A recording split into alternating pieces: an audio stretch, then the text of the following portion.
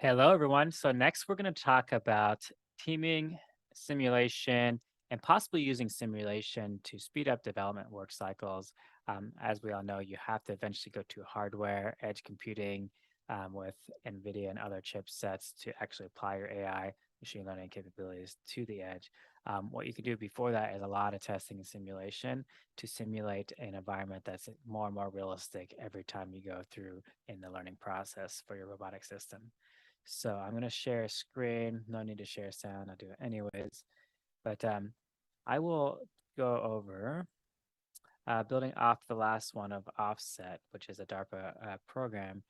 This paper I have here, and it's going to be sharing the link, but this simulation and teaming capabilities. So I wrote a quick paper using OpenAI. It took about 20 minutes to write this full paper from beginning to end.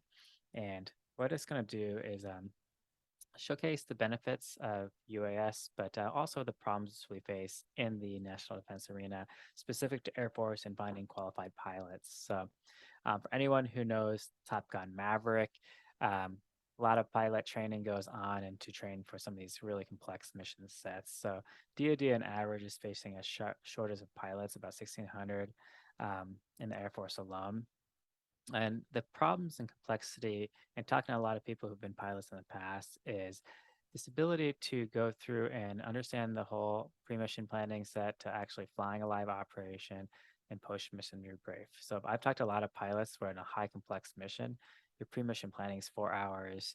The actual flight will be an hour to an hour and a half, and you debrief for up to 8 hours, which is wild to think about. So it's all about in the spirit of improving over time and how do you train your pilots better and better to learn from others' mistakes as well as their own.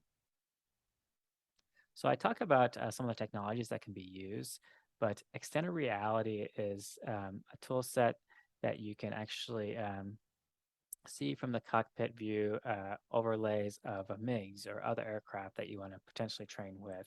So Red 6 has a really good implementation on that. As they get better and better, it's becoming more lifelike and will be in faster and faster jets, I hope, one day. Mentioned this already, but Alpha Star, Alpha Go, and the dogfight trials, but yeah, agents can help improve. So imagine one day a pilot is able to highlight against a level one AI pilot, and there's 20 levels. Well, once they master certain capabilities in certain mission sets effectively, you can rank and see where they lack in capabilities to improve their skill set in simulation before doing a live mission, hopefully with a Red 6 type of equivalent system one day. Um, Other opportunities here are advanced flight behaviors. So I talked to Brett Darcy one day, and you can imagine having one day a switch where you put your aircraft into like advanced getaway mode, and it just flies and takes over from there. And it might make you pass out, but at least you'll be a little more concerned that your livelihood will be protected. Similar could be put into an attack mode. So if you have attack mode where you're trying to get behind someone with a weapon system of swords, missiles, or guns, it would align and maybe make recommendations of where to steer in order to make those shots. So the other thing on pilot here is cesium and some of these tools with adversarial training networks. They're getting better. So um, Unreal 5 has realistic views to simulate basically real world applications. So I'll go to Cesium because they have this demoed already. But this is off the shelf today. And you have a robot system that it can interact in the world. You can see the lighting is almost realistic. So this is just going to get better over time.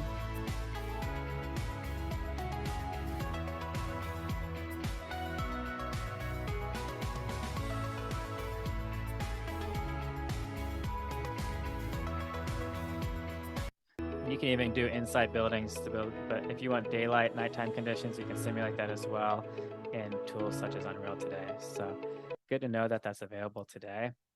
Um, so how does that help you? Well, you can put a robot system in a simulation and have the actual visual cameras mimicked from that environment to do training, but also to test out certain use cases where you don't want to necessarily go off-site to do these missions to see if your AI model is good enough. I mentioned this before, but decision making speed. So how fast can you get to the intel, get the data packets to the right decision makers in order to make a speed up decision? So it's not inconceivable to have three drones from three different points of context, triple validate a certain area of interest in order to give the intelligence to an officer to make a decision to deploy a certain effect. So you can imagine a lot of capabilities in this space. Um, and it all comes down to decision making speed and time to effect, as well as the flexibility of a system. So I kind of talk about that here. Um, Ultimately, I see a future state, and Army of None mentions this. So if you look at the book Army of None, we talk about opportunities for um, getting to a point where there's less and less people in the field, and maybe certain tasks which are super dangerous are done via a system to identify the risk in an environment versus putting human life at risk. And it's getting closer and closer to that field, but it'll take a lot of policy as well as people who know this space, because simply don't know and we cannot master what we are not aware of. And this is one step in the right direction. So pilot proficiency should speed up with some of these tool sets with simulation. We can help impact the whole pre-mission, post-mission debriefs by even simulating one day. I'd recommend a good shot from a movie called I think it's Escape. The Basically there's a show out there from Amazon Prime, and you can actually Expanse. That's what it is. So the Expanse goes over some of these like space battles, but in some cases they simulate over and over again. So PD Kutner, thank you for that. Show me that series, but I definitely have to rewatch some of these battle scenes. So cool show to watch. So conclusion at the end of the day is some of these VR, AR tool sets will help. But imagine one day where you have a connected scene with robot systems where you can actually go and assign drones to a certain area, maybe laser designate to even trade off the watching of certain targets, potentially having human in the loop to make some of these other decisions to deploy electronic warfare effect or other effects. So this is definitely possible in today's age. Um, what I want to highlight is, how do we get there as a team so that we push the cutting edge boundaries, enable the policymakers to understand the space, do so in a way that's safe through tools such as the Coliseum from Air Force or DARPA Challenge, where you can literally simulate a lot of these capabilities and use actual data from real missions to help improve the models over time.